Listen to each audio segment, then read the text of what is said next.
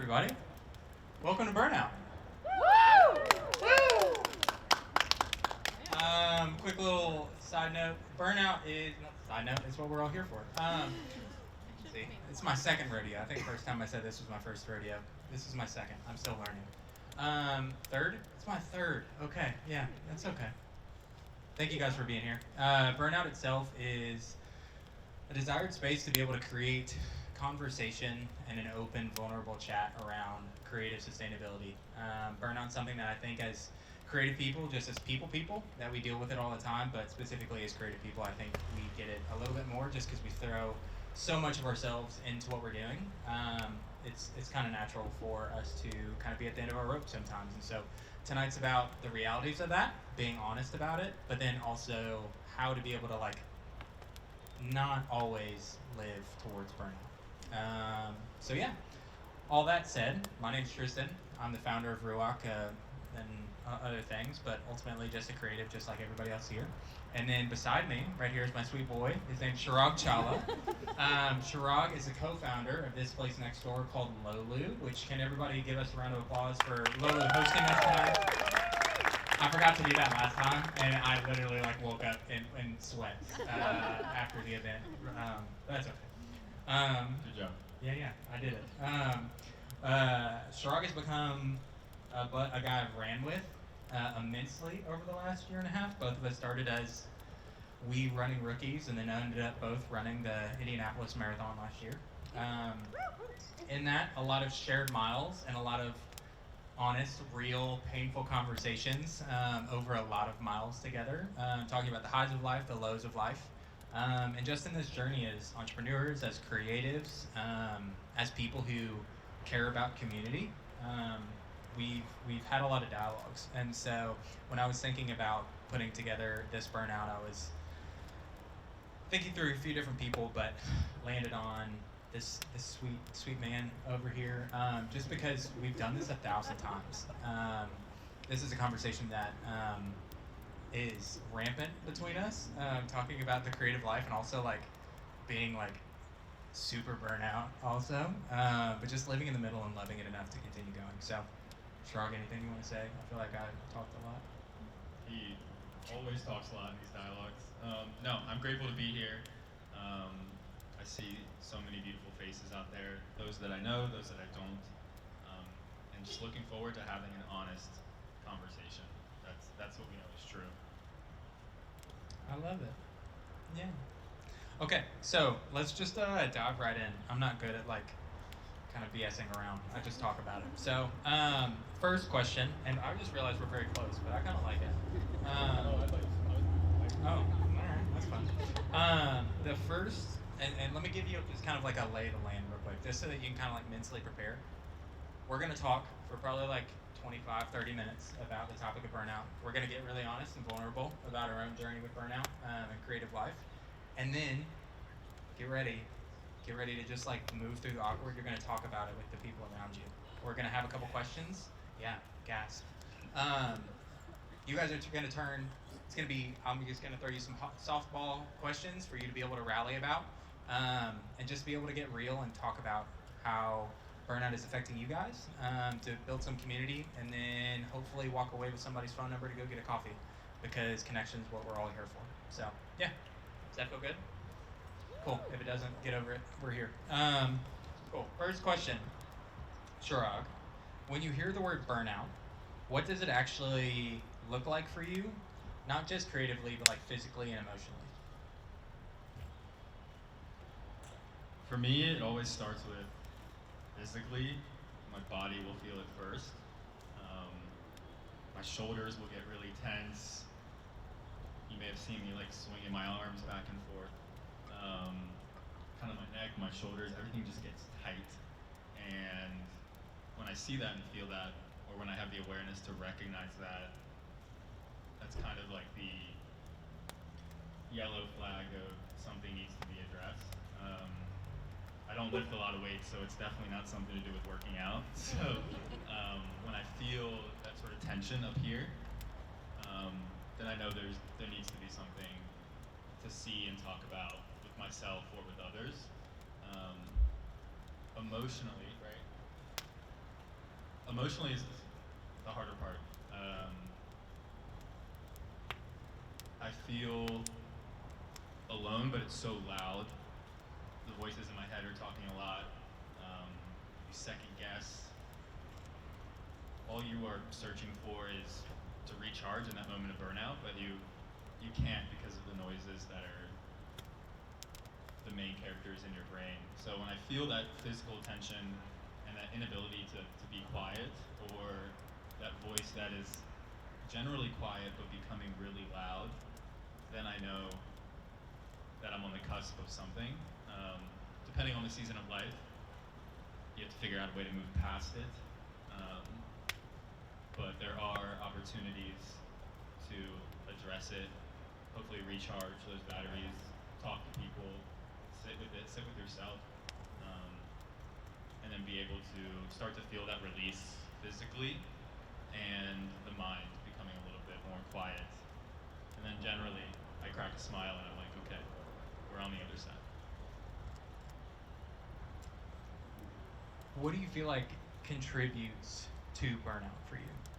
I think oftentimes people see burnout as just working too much, but I don't think that's necessarily always the case. I think working a lot can be a key part of creative burnout. I think I've experienced that in times, but I've also experienced creative burnout in times where I don't have as much going on either.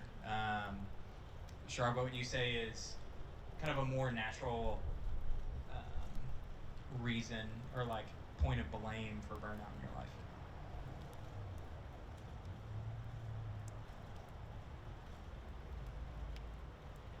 I would say two things. I think overextending to overcompensate for, again, it's a lot of self, of like self-doubt, or you're not doing enough. And so when that is a common narrative or thread, I combat that instead of talking to it and defining it. I overextend myself because I think immediately that, oh, if I do, you said maybe it's not more work, but if I overextend and do more things, that voice will quiet down. If I see a problem, create a solution, check off a to-do list, then, oh, everything will go away. And I think that's rooted in the times where you are not kind to yourself. I have this mantra that I try to live by, which is I am loved, I can love, I am enough, and we are all enough. We always do the best we can, and I think when I feel that burnout, it's generally having to do with that overextension, or unnecessarily you're telling these narratives and stories in your head of, oh, this person is expecting more of me, or I need to go do this because it's going to look really nice, or I have to do that for my job, or I want to be a really great friend to you and show up for you. And if I don't, then they're not going to like me anymore. Or if I don't do this thing for work, then business is not going to do well. And so when those dialogues happen, and it happens really fast, and generally I'm alone, I'm like, okay, the only thing I can do is just try to do all three of those things. And that's when that snowball effect starts to happen. Yeah, I think that I can echo to that voice playing a big contender in always feeling like you have to be on. And I think to echo what you're saying and kind of add my own spin on it, I think for a long time I was creatively burnt out because I wasn't doing what I wanted to be doing. I found myself being frustrated that we weren't getting the gigs that I was hoping to get, whether it was clients or in life. Like I've wanted to be in a house for a really long time. Like me and Megan, we've been very blessed with the location of it, but we've been in a 700 square foot duplex for 6 years here in Nashville, and we share one bathroom. And like, I'm a big guy, I need space, and that becomes really tough. And Megan has to put on makeup sometimes, and I've got to use the restroom at that same time. It gets difficult. Take it how you want. But so the middle between not being where I wanted to be and also not getting the clients that I quite wanted to get, I thought once I get the clients that I want and moving towards the place where I wanted to be, that burnout cloud would lift. And I'll just like go ahead and call out like it doesn't. I feel unbelievably blessed that in the last couple of weeks we've gotten to work with my like white whale client, which is Nike. Like we wanted to work with Nike for forever. We got to work with Nike. It was badass, and I'm very, very appreciative for it. Me and Megan also are buying a house on Friday this week, and so we're very excited about that. All good things. So both things that I wanted deeply. But then I also found myself last Tuesday night. Oh wow. Basically, like almost to the minute, which is kind of crazy. I felt like garbage on Tuesday last week. My tummy hurt, and yeah, it was literally like 8:05. Megan has like the exact phone call. I like got really cold, thought I was gonna puke, ended up passing out trying to puke, and then my body like weirdly got stiff, and my face went up against the back of the toilet. And then after I like woke up from being passed out, the EMS was on their way, and then I projectile vomited on our dog, which was like the worst part, our sweet little fluffy tuck. All that said, our yeah, I know, TMI. But I say all that to get like really honest and vulnerable and real, just to say that like, oh, that was stress-induced gastritis. Is that what that's called? Is like what our friend said he thinks it was. All that to say, I just want to get like really honest and real with you guys, and like let you know that like on the other side of like getting the clients that you want and like the things in life that you want, if you're not taking care of yourself, it's still gonna happen. Like you're still not gonna be well. You're still not gonna like get like all of the highs and all that kind of stuff. Like I found myself working with the exact client that I wanted to work on, and I was burnt out and at the end of my rope because I didn't take care of myself. And it's just this like really funny juxtaposition. I was talking to my team last week, and they're like, "Are you sure you want to do burnout? Like, are you sure you want to add another thing to your plate?" I'm like, "Yeah, I need it real bad right now." And so I just kind of want to like set the floor early and just like let you know that like this place isn't just for, hey, here's how to live the perfect life. This is like a whole bunch of people honestly coming together in the highs and in the lows, saying like, hey, like let's just talk about it and be real. So yeah, that's still thunder, but I just felt like I needed to share that. Well said. Cool. The other thing I've been thinking a lot about is hurry. Me and Chirag have been talking about it recently. I feel like there's something about a full life, like you've got a lot on your plate and that's really good, but that doesn't necessitate hurry.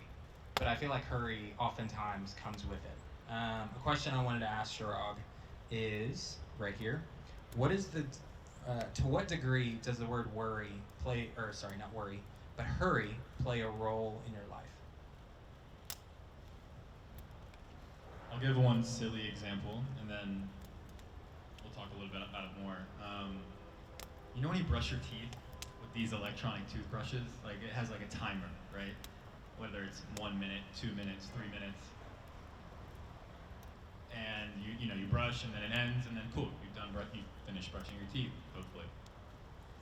I find myself in that state of hurry, or when I know hurry is playing a role, when I stop that fucking toothbrush before it ends. Like, we have the time to brush our teeth and be there, but because of everything else that's going on in the outside world, hurry becomes that sort of engine that pulls you in these directions that you feel. And sometimes I try to pick up on those signals, and that's just one in my life where it's very silly. We all brush our teeth, but a lot of times I've just like pressed that button and been like, all right, I gotta go. I always do my hair first, but don't get it twisted. I got great hair. Well, look, I'm complimenting, all right? Yeah. He wanted to sit on that side because his hair is better on that side. Well, it was yesterday. We recorded a video. I hadn't showered yet. When I think about hurry, I think about these two words, which is being proactive and reactive.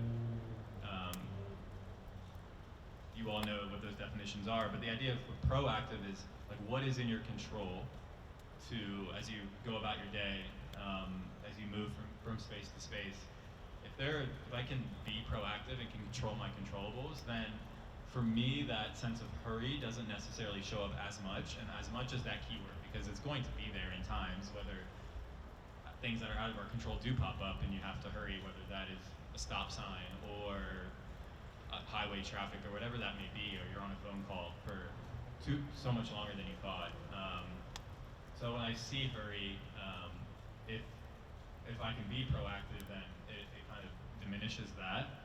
But on the flip side, it pops up a lot. Like, I think it's very synonymous with fear, insecurities, hurrying to do things and trying to check those boxes, going back to what I previously said. But as I thought about that question, the idea of proactive and reactive were two sort of things that came to mind. Yeah, and I think hurry isn't all bad. Like, there's times where you need to hurry. Like, if you see a baby running into a street, you should hurry. But I think there's something in this American culture right now that has made busy and hurry really sexy. And you ask somebody, hey, how you been? Good, busy. That's like almost this affirmation of like, oh, I'm doing enough. You know what I mean? And so I think that there's this sexiness of busy and hurry within our society that I'm trying to do my best to start to unlearn. Because what I've noticed in my life is I'm very hurried. Not necessarily externally, but internally. I think being a business owner and you're trying to grow things, you've got a couple like plates spinning in your brain at all times. And that's a part of the job. But it's my soul, as I would describe it, feels like this constant angst. I don't know if any of y'all have like related that, like I would call it like low grade anxiety, or like a little puppy that's like walking around like nipping at your like heels all the time. Like that's how I would describe like this angstiness, this hurry that I feel. And I think what hurry does for me is it steals presence. When I'm hurried, I'm not like in my seat. I'm not where my feet are. I'm not like focused on the conversation at hand. My brain is somewhere else because I feel behind or fearful of like, am I doing enough? It's similar to what Chirag kind of talked about with inner voice of self-worth and talk and all that kind of stuff. And that's where I think the hurry flow for me, where it gets really painful is it goes from my heart feels hurried to inevitably I'm not feeling present because I'm thinking about a bunch of different things. And because I'm not present, I'm not feeling joyful. Because to feel joyful is to like feel joy in the present moment. And I think with that, like hurry can steal so much of that with this, under this guise of, hey, do more, you'll like be better off because like you've checked all the boxes. But it's reverse. I remember hearing this quote a long time ago. I think it's Navy SEALs, but it's slow is smooth, smooth is fast. And I've preached it to my team a lot because oftentimes when you get in a, like, you feel like you got to move quick and you're in a hurry, that's whenever like you feel like you're doing the right thing, where you're trying to move quickly. But then like this is very me. I'll be trying to move really quickly, try to get to my car, running late to a meeting, and then I forgot my keys in my house, and then it takes so much longer to do what I actually wanted to do. And I feel like that's how I would describe a hurried soul. Is a lot of that, where it's trying to move 1.5 times speed, but because you're moving quickly, you're getting there slower than if you would have just done it the right way, in a correct kind of frame of heart. Yeah, you use the word busy a lot, and a synonym for busy can be full. Like if life is full, that's a beautiful gift. And even if you have that sense of hurry or busy, but that perspective change for me sometimes is like, there was a period where I tried not to use the word busy because there's a lot of you here that would just ask me how I'm doing, and I'm like, I'm busy, and I'm like, let's pause and see what other words we can use, because my life is busy, but it's also full, and that comes with needing to hurry, like you said.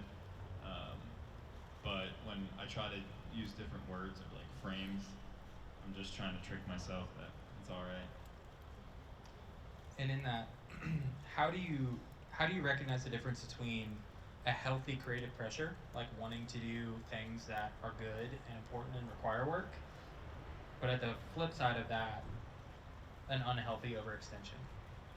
Like, how do you decipher between those two? Because that's something that I struggle with a lot, where it's, I want to build a lot of like things that I would deem really important or valuable to the community, to my family, whatever that looks like. What's that balance between a healthy pressure or an unhealthy overextension? Yeah, I think for me, I will feel it in my body if I'm pulled to it. Um, and you said pressure, right? I was talking to a couple of guys before this, and say you're a basketball player and you make it to the biggest stage, whether that's like NBA Finals, championship game. That is a lot of pressure that you're going to feel, but that's the pressure that you wanted. Pressure is a privilege. It's what you hoped for, dreamed for. You're probably energetically pulled towards it, and you can use that as a tool. Get adrenaline from it, get excited from it. And so when I try to put words to that pressure, if I say and think those things, or a lot of times when I see it in others too, when they're talking about pressure and what they're going through, if they're like energetically talking about it, then I know that that's for them. But there's a complete flip side of that. Like if you're talking about the pressure and it's draining you in a way, that can be a signal for me of maybe I am overextending. Maybe this is not in total alignment. If you have the choice to do that or not to do it. But for me, when I see both sides of that, I honestly just try to like feel the energy that comes from it, and whether that's within, with my voice, how I move, like some litmus tests I have are like, if I am in that busy phase, but if I can hop right out of bed, then maybe that's something I'm excited about with that pressure. But if I'm avoiding it or struggling to do it or face it, then probably subconsciously it could be like a level of misalignment, overextension, and what I try to do is find patterns in that. So write those down and make sure when I do have the ability to choose and pick that I lean more into that. It's advice I would tell my friends too. Easier said than done because life is life, but I really try to follow what I feel in those moments of pressure. You talk about awareness a lot. I think that's something that I don't know if I'm the only one, but like I struggle with that in the moment. I think oftentimes I struggle where I'm like in it, I'm in it, I'm in it, and then I like feel deeply burnt out, and that's when I like pop my head up and I'm like do like a self check. I would imagine that I'm not the only person that has ever done that, but I guess the question to you is, how do you stay aware? And I know that that's not probably not like every waking moment you're aware of how you're feeling and how you're doing and all that kind of stuff, but do you have any rhythms in your life that like help kind of bring you back to yourself to be able to kind of like check in and not just go to sleep because you're tired to like recover, but like genuinely kind of like take account of, hey, how am I doing? Am I moving in the direction I want to? Am I taking care of myself? Like, how do you? What are your practices for like awareness? Yeah, awareness is really important. There are a couple things that I do that are pillars to me. I believe in this idea of like a strong intuition requires less validation. So that is that like awareness that you can have with yourself within allows you to move in a generating way throughout life. And I talked a bit about just journaling and reflecting and like finding those patterns that work for me. Like for everybody, it's completely different. Like what I may say is different from what Cody would say or what Bree would say or what Dre would say. But those rhythms that have been constant for me, and I'll be quite frankly honest with you, like right now they are not present. Like my awareness is negative, and there's a lot to do with that. That I'm sure he's going to say the word "tell me more" in a second. But when I am at my best, it's really easy. For me, it's moving my body. Meditation is a really strong practice that I have, and it's writing and then it's reading. And if I can check those boxes off on a daily basis, then I know that those natural rhythms for me are going to set me up for success throughout the day. how are you, as you've described, a little bit of like not in a season of like the best awareness of yourself? How in a season when you would describe you are taking care of yourself well, even if it's full, how are you taking care of yourself? Like, what do those practices look like to where Chirag's in his prime? He is creatively present. He's emotionally present with his friends. He's taking care of his body. Like, what do you feel like are like the pillar points of taking care of yourself well? I would say it's allowing yourself to do it and being kind to yourself to, I mean, all those things I said, like meditating, moving your body, writing and reading, like that takes time. And as life gets more full, or the B word busy, like that time is really valuable. And I think I've honestly just been caught up in this idea of like, if it does not have to do with work, like if there's not a return on investment for that, then I don't need to be doing it right now. Like, pressure is there to grow, to succeed, and I feel in this season of life that like if it doesn't have to do with work, then I'm not going to allow myself to do that. Did that answer your question?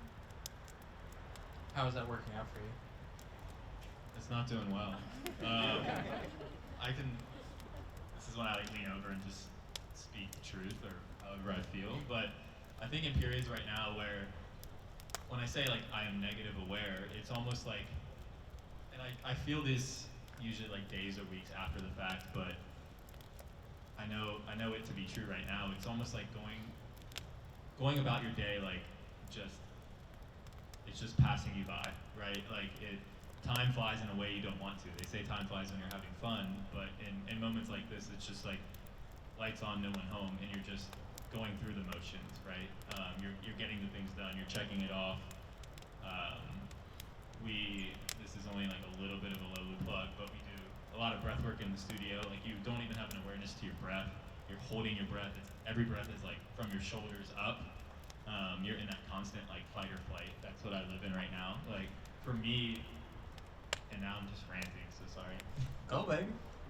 Like even right now to rest, it's your body is not moving dormant, but your nervous system is just dysregulated, right? So that fight or flight is taking over. You're not physically moving. Like if someone's just looking at you from a third eye or third person point of view, you may be resting, but actually like your whole body like health is not. And I have been doing as much work as I can to realize that the things that you do don't have to be like a return on what you do for work.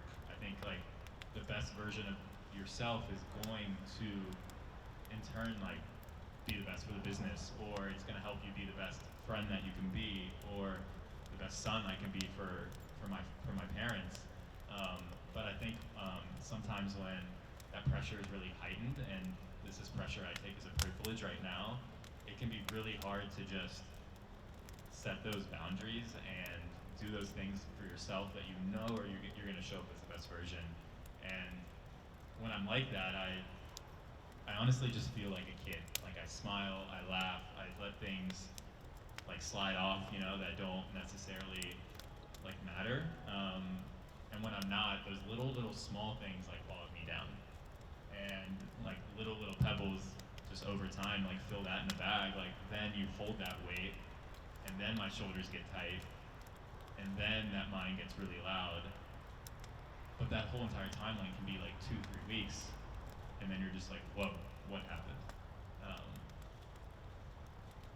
And I generally just like go in isolation in those moments when I'm not out there for work or running with good friends. And I think in this recent season I've learned that when you're feeling like this, it can be really easy to just take that left turn and go in. But for me, it's like what's been really helpful during this season is to just talk about it. You're moving. He didn't tell you right now we're like 2 doors down, but I recently last week moved in with 2 friends of mine, and one is here. I won't call her out. but that's made like a positive change in my life. I think in those in evenings before bed, before I moved in with them, it was really, really tough because that's the time when everything's quiet, my phone isn't buzzing anymore, and that's when that self-doubt creeps in. That's when oh, I didn't do enough. I could stay out really late and get more done. And going back to the nervous system, it's like that's the time for your rest and digest and to recharge for the next day. And I just wasn't like setting the boundary for myself because I just didn't think I deserved it. And then to move in with these amazing people that have showed me that you, like in just talking about how I feel, luckily they knew me before, but then also finding those boundaries and and resting and sort of just being kind to myself. I've had the best sleep of my life the past 2 weeks. I've also eaten a lot of sweets, but that's Kathy's fault. I'm not sure what I was going with that, but that's. I like it. Thank you for sharing, baby. And I think like you brought up something that like I've struggled with for a long time is doing something purely for the reason of doing it because you like it. I'm somebody who often is an efficiency whore. Let's just use that word. Yeah. I really love when things go well and fast and are good and productive. I don't like quote unquote wasted time, and a therapist of mine was very sweet to call me out on that and say, you need to learn how to play. And I was like, why? He was like, when's the last time you did something other than purely just to like for the fun of it? And it took me a while. He said, we're not going to talk until like you tell me a genuine answer. I think it was months. And it was when I played basketball with my friends. And it's like, you could be like, oh, well, you did this. And it's like, yeah, well, I showed up because one of my clients was going to be there and I knew it'd be a good networking opportunity. And I had fun. Don't get me wrong. Like, my job's cool and I enjoy a lot of what I do. But the pure, like, no other motive other than just to enjoy myself, like, isn't something that, like, I often find myself doing a lot. And so that's where, like, I think, it sounds dumb, but, like, the idea of, like, work hard, play hard, like, I would even, like, flip that on its head. Like, play hard, work hard. Like, I genuinely think if you're able to, like, take care of yourself by, like, playing, and it might sound silly, like, we're all adults now. Sometimes we've just gotten, like, so into work, and, like, often, like, a lot of people here, our jobs are really cool, and a lot of us really like our jobs. Like, I get to shoot videos for Nike and get paid money. That's dumb. Like, I'm not complaining, but I also just like want to call out that it's a reality where even though our jobs are cool, they're still jobs, and we need to take care of ourselves and have fun outside of that. And fun could look like a creative hobby. Like, I know Max over here, like, he paints and, like, draws for fun. Like, that's something that recharges him. If I did anything creative, I'm going to be kaput because my competitive side comes out and I'm like, well, if it's not good, I'm going to get pissed off and it's not going to be restful. So for me, it's like going on a walk with my wife. It's going on a run with Chirag. Like, it's typically for me something of moving my body where there's not like any sort of gain. Like, when me and Chirag hang out, I'm not trying to win business. I'm literally just like, well, I got you in the bag. I ain't got to win your business. That's a joke, kind of. But, like, it's genuinely just, like, showing up because my soul wants to. And I think that play part is really important. Can I ask you a follow-up? We'll allow it. So in that moment, right, you talked about being creative just to be creative. Like, for me, I just sat there and I thought about that example for myself. And I guess right now, I'll just speak for like what's happening right now. If I were to play that scenario in my head or do it, what would be really loud, or what I would feel is like, you've got to go be creative for work. Like, what are you doing writing? Like, what are you doing? Like, yeah, if you have an ounce of energy to be creative in the company you work for and that's your role, and that's the conversation I have with myself. And then, like, I sit there and then I waste time. You hate wasting time. So I'm curious to what, A, if you felt that, or B, what you've done, and I'd love to chat with others about that because it's just, that is such a huge blocker for me, where it's like, I love to write. I want to sit down and write all the time, just for the fun of it. Like I want to tell stories about what I've learned, about what I hear from others. But it's like if I have this bucket of energy and there's a little bit left, shit, I got to put it all into that, right? Yes. You call out something that I think I'm working on a lot right now, where it's I hate wasting time, but I need to learn how to make space in life. I think that's my problem is like I love efficiency. I love like going from one moment to another, and I'm constantly like a little late to my next meeting. You can ask my entire team. I'm always like a little late because I'm trying to like wring every ounce of every moment of every day, and I just think that it's like become debilitating for me. To where I think a word that me and Megan have talked about in the past, but I've forgotten like a lot of things is the word margin. Not talking about the fake butter. We're talking about margin. Margin. Sorry, my southern came out. Margin. Having like 5 minutes between meetings for nothing. And it's not 5 minutes between meetings to stare at my phone and then just swipe and then I feel even more tired, like not even having that 5 minutes.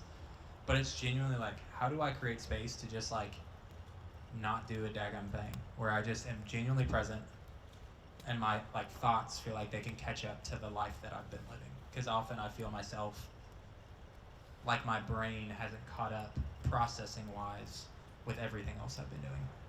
And so to your point, I think for me right now I'm trying to learn space. My best ideas come when I'm on airplanes, and that's because I don't want to pay the $8 to Southwest to get the Wi-Fi.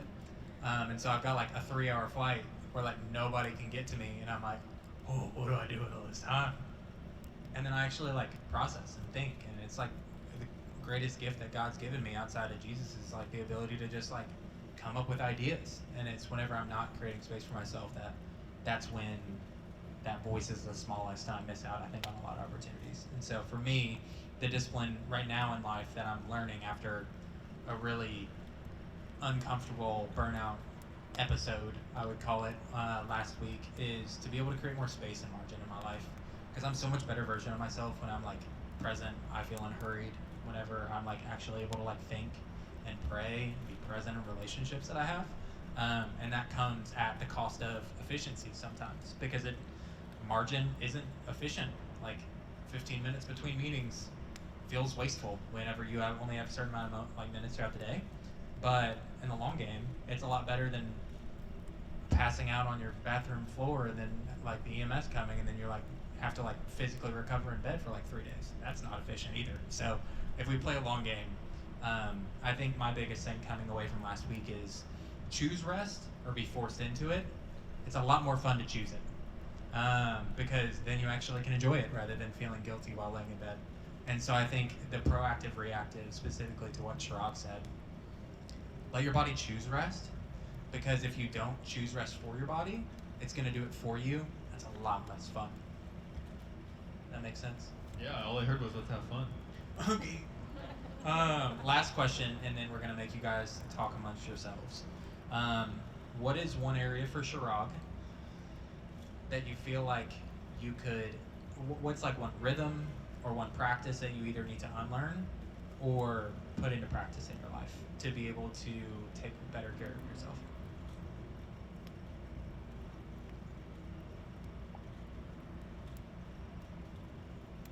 I think you said one thing to unlearn and one thing to learn. Sure.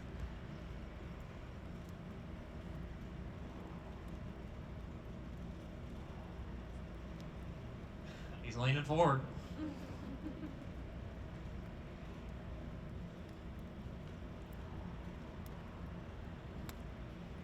I repeat this a lot, so I think it's just so ever present to me.